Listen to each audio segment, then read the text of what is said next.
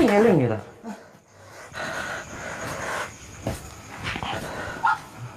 Apa? Waras kamu. Berdebah kamu ya. Ya kamu yang berdebah. Murid saya satu-satunya kamu bunuh juga.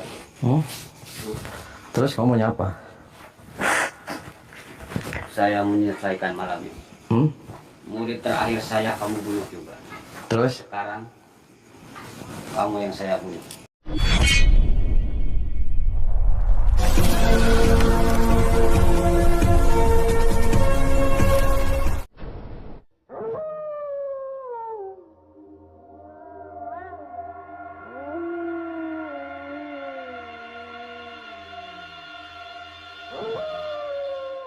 Assalamualaikum warahmatullahi wabarakatuh. Sahabat pemirsa yang dirahmati Allah Subhanahu wa Ta'ala. Video ini adalah tentang aksi Kang Ujang Bustomi yang ditantang duel Raja Dukun Sakti dari Jawa Barat. Sang dukun mengaku sebagai tim sukses para pejabat yang sangat dihormati. Dan dia ingin melakukan balas dendam karena Kang Ujang telah menghabisi muridnya dan para dukun lainnya. Lalu bagaimanakah aksi menegangkan Kang Ujang Bustomi menghadapi sang Raja Dukun Sakti itu? Silahkan disaksikan kisahnya selengkapnya. Dan semoga Allah Subhanahu wa Ta'ala senantiasa memudahkan Kang Ujang Bustomi dalam menjalankan setiap misi dakwahnya.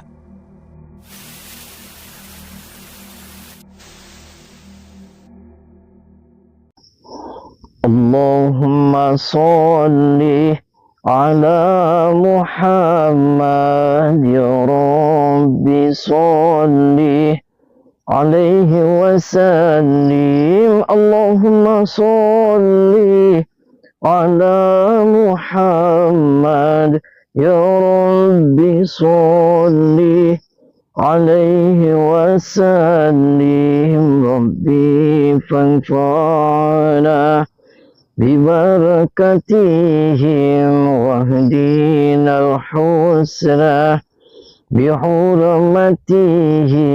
ربي فانفعنا ببركتهم واهدنا الحسنى بحرمتهم.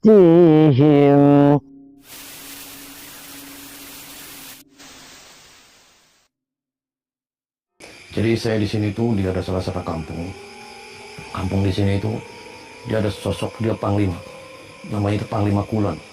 Dia mengklaim Panglima Kulon itu dia adalah Raja Santet Jawa Barat. Waduh.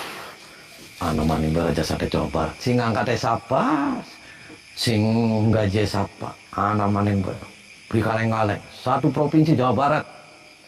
Yang nyoblos dia siapa? Emangnya calon gubernur. Maning ruwet. Sahabat Kang Ujang Bustomi yang berbahagia, kisah ini menceritakan tentang seorang Raja Dukun Santet Jawa Barat, yang bernama Panglima Kulon. Sang dukun sangat marah, ketika mengetahui aksi Kang Ujang Bustomi, yang biasa mendatangi dan menghancurkan para dukun santet. Sehingga dia kemudian menantang Kang Ujang untuk melakukan duel pertarungan. Sang dukun itu mengatakan, telah banyak laporan yang disampaikan kepadanya, bahwa aksi Kang Ujang Bustomi telah menjadikan para dukun santet menjadi khawatir dengan eksistensinya. Itu dikarenakan, Kang Ujang sering mendatangi para dukun, dan meminta agar berhenti dari pekerjaan perdukunannya. Tentu saja sang para dukun tidak bersedia memenuhi permintaan dari Kang Ujang Bustomi. Karena menjadi dukun santet, adalah merupakan pekerjaan dan sumber kehidupannya. Dan karena para dukun melawan Kang Ujang pun menghajar dan menghabisinya. Telah sangat banyak para dukun yang Kang Ujang hancurkan, dan tidak sedikit pula yang kemudian tewas mengenaskan. Termasuk para dukun murid dari Raja Dukun Panglima Kulon ini. Sehingga sang dukun sangat marah, dan kemudian menantang Kang Ujang Bustomi. Dia ingin melakukan balas dendam, dan juga ingin membunuhnya. Dukun Panglima Kulon itu mengaku sangat dihormati di Jawa Barat. Dia biasa membantu menyukseskan calon pejabat, sehingga para pejabat di Jawa Barat menjadi sangat hormat. Dia mengancam Kang Ujang agar tidak berani main-main kepadanya. Karena dengan kehebatannya, dia akan sangat mudah untuk membunuhnya. Dan ditantang duel Raja Dukun Jawa Barat itu, sedikitpun Kang Ujang tidak merasa gentar. Sebab itulah Kang Ujang kemudian datang untuk bertemu dengannya. Kang Ujang akan tetap pada misinya untuk menyadarkan. Namun jika sang dukun keras kepala, maka Kang Ujang pun pasti akan menghancurkan. Oh, Panglima Kulon, Raja Santet Jawa Barat. Anda sehat, Panglima? Sehat? Waras? Gimana? Kenapa marah-marah sama saya, manggil-manggil ke saya ke sini itu ada apa, Panglima? Anda udah kayak orang hebat saja. Boleh saya sambil ngerokok, Panglima? Mau ngerokok ini apanya Anda? Ini satu-satunya tinggal peninggalan anak buah saya. Oh, murid. Santai aja, Mas. Saya kesini datang damai. Sudah berapa ratus jiwa anak buah saya kamu matikan? Berapa ratus jiwa dimati? Emang saya siapa, 400 jiwa? Hah? Jadi ini yang namanya Ujang Bustomi. Yang dikata ilmunya sapi. Nih, Panglima Kulon, Ya. Raja Santet se-Jawa Barat. Ya, salam hormat saya, salam silaturahmi saya Pangeran dan juga murid nih. Ya, masalahnya apa? Kalaupun saya salah, tinggal diobrolin aja baik-baik. Saya pengen tahu Pengen tahu gimana, Panglima? ilmu yang Anda punya. Saya nggak punya ilmu. Saya sudah dengar dari mana-mana. Bahkan anak buah saya pun Anda punya. Anda matikan sekarang, Anda yang saya matikan. Dibunuh, dimatikan tuh gimana? Emangnya curut? Jangan banyak bicara. Ya, Sekarang Anda datang ke sini sama siapa? saya sama kameramen, kebetulan saya juga sambil live streaming. Karena permintaan Anda juga ketika kita ngobrol, ketika silaturahmi harus ada live streaming. Jadi ya saya sambil live streaming. Ya kenapa emang? Saya sendirian aja tuh sama kami. Yang penting Anda jangan pernah ganggu kameramen. Ya, ini urusannya sama saya. Jangan banyak bicara. Ini- Sekarang telepon keluargamu, siapkan batu nisan atas namamu. Malam ini terakhir kamu menayangkan apa itu namanya, yang konten-konten apa itu yang membasmi anak buah. YouTube.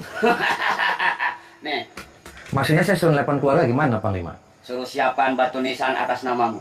Oh, batu nisan kenapa saya masih hidup? Enak aja batu Saya nisan. matikan malam ini.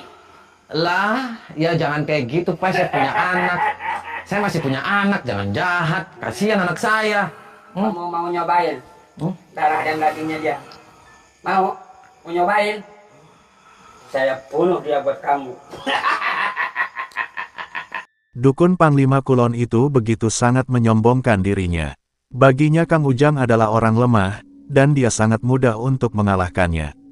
Namun Kang Ujang mencoba untuk bersabar. Kang Ujang mencoba berkata untuk meluruskan bahwa tidak ada maksud jahat Kang Ujang mendatangi para dukun santet dan muridnya. Kang Ujang hanya mencoba berdakwah menjalankan perintah Tuhan, bahwa apa yang dilakukan para dukun muridnya itu adalah hal musyrik yang sangat menyesatkan. Kang Ujang ingin mengajak mereka agar kembali kepada jalan baik yang diperintahkan Tuhan. Namun para dukun itu malah marah-marah dan ingin menghajarnya, sehingga Kang Ujang harus memberikan pelajaran. Namun perkataan Kang Ujang itu sedikit pun tak digubris dukun Panglima Kulon. Baginya, perbuatan Kang Ujang itu sudah sangat melampaui batas. Para muridnya banyak yang mati karena dihajar Kang Ujang Bustomi. Dan Kang Ujang harus mempertanggungjawabkan perbuatannya. Kang Ujang juga harus mati, seperti halnya yang dialami para murid dukunnya. Anda mengusik ketenangan saya. Ya. Anda menyinggung status saya. Oh. Apa tujuannya? Sekarang udah tinggal telepon keluargamu, bikin batu nisan atau mau saya bikinin kerangkeng. Satu topi ambyang-ambyang atas namamu. Iya kan. Malam ini malam terakhir buat kamu. Kayak lagu dong, malam ini malam terakhir. Tahu lagu dangdut? Tahu kan lagu dangdut? Jangan banyak Ya, bicara. malam ini malam Di terakhir. sini tidak ada kata untuk ngebahas yang namanya dangdut. Oh, ya mohon maaf Panglima. Di Saya sini hanya membahas untuk maut kamu. aduh sampai batuk saya. Saya sih nggak punya apa-apa, Panglima. Saya nggak punya apa-apa. Saya kalahan. Mending saya kalah, saya nyerah aja, saya pulang nggak apa-apa kan? Tidak bisa. Kenapa? Nyawa dibayar nyawa. Nyawanya siapa itunya, Panglima? Anak buah saya, murid saya, kamu tumpas, kamu habiskan semua di pelosok. Ya yang Jawa Barat. ya yang mana? Saya kan nggak tahu, saya nggak pernah numpas-numpas. Sekarang tinggal satu-satunya murid saya yang mengabdi pada saya. Udah kita damai aja, Panglima. kata damai tidak ada bahasa damai di sini. Kenapa? Kalau mau damai, siapkan batu nisan buat. Ya kan damai. Masa damai siapin batu nisan? Tidak bisa Itu entok tuh buat apa kamu? buat makan daging kamu. Oh, berarti banyak orang yang telur-telur itu pakai entok, kamu digunain kayak gitu? Ya, Oh, digimanain caranya itu, Bang Lim? mau nyobain? Ya jangan. Ya, Apa? tahu ini. Ya pelek. Saya bisa masukin ke perut kamu. Serius? Nantang. Ya jangan. Saya belum makan. Lemari. Mari, Ya. bisa masuk ke perut kamu. Ya jangan. Itu pisang Dengan aja. kesaktian saya. Udah Panglima Kulo. saya nyerah aja. Raja Dukun Santet itu benar-benar sangat sombong. Sepertinya dia tidak sadar bahwa yang dihadapinya adalah Kang Ujang Bustomi. Seorang tokoh spiritual ilmu hikmah yang sangat hebat, yang belum pernah ada orang yang mampu menandingi. Telah sangat banyak orang-orang sombong seperti Panglima Kulon ini yang Kang Ujang binasakan. Namun Kang Ujang masih mencoba bersabar. Kang Ujang kemudian berkata, bahwa hendaknyalah Panglima Kulon dan para muridnya bertobat saja. Kesempatan itu masih ada, dan Allah pasti akan mengampuni setiap dosa manusia. Akan tetapi, perkataan Kang Ujang itu menjadikan sang dukun menjadi bertambah murka. Dia sangat marah, dan segera meminta muridnya membunuh Kang Ujang Bustomi. Kang Ujang pun akhirnya habis kesabarannya. Sehingga tak ingin menunggu lama, Kang Ujang segera menyerang dengan ilmu hikmahnya. Habis, matikan dia.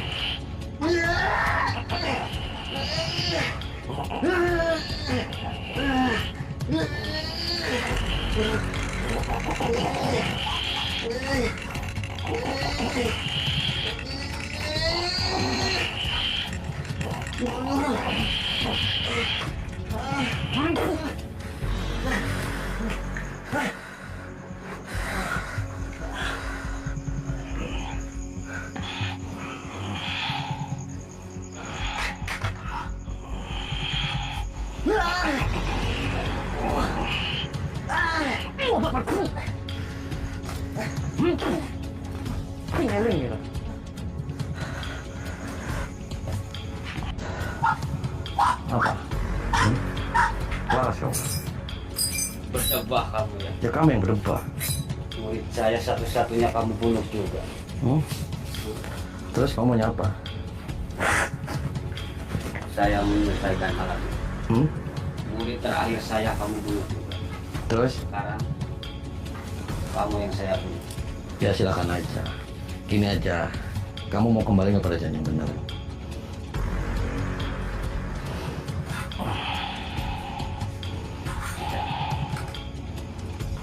Tidak. Ilmu saya sudah mulai tingginya kuno. Langit ilmu saya sudah berlapis ulang Tuhan kepada saya. Tidak akan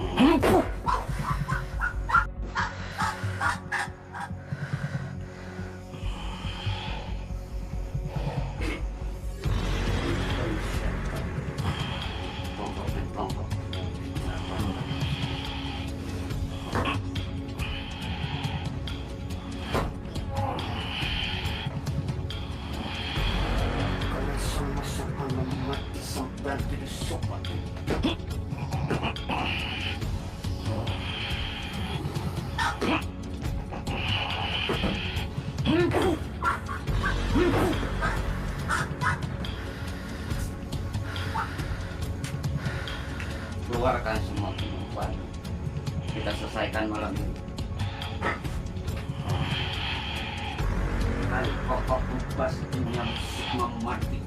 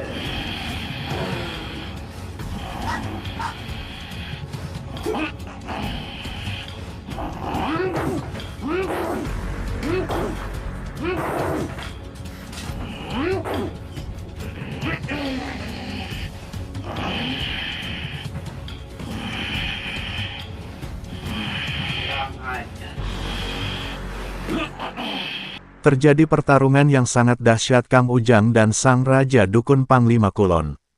Dan ternyata, ilmu Raja Dukun itu memang cukup luar biasa.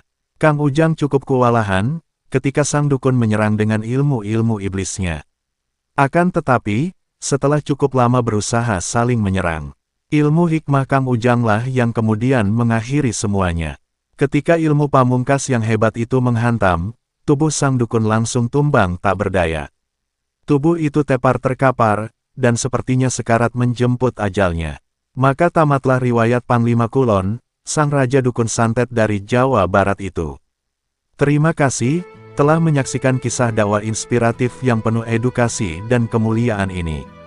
Ambillah sisi positifnya dan buanglah sisi negatifnya. Tentunya kami juga berharap, kisah dakwah yang kami sajikan ini bisa memberikan manfaat, juga menjadi petunjuk bagi para pemirsa.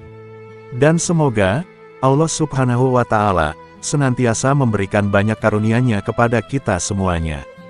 Wassalamualaikum warahmatullahi wabarakatuh.